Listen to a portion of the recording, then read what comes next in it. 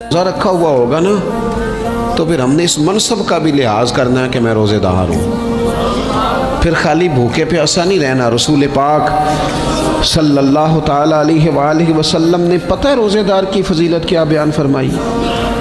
अल्लाह के महबूब सल्लल्लाहु ताला अलैहि वसल्लम फरमाते हैं कि रब फरमाता है इब्ने आदम का हर अमल उसके लिए है, रोज़ा मेरे लिए।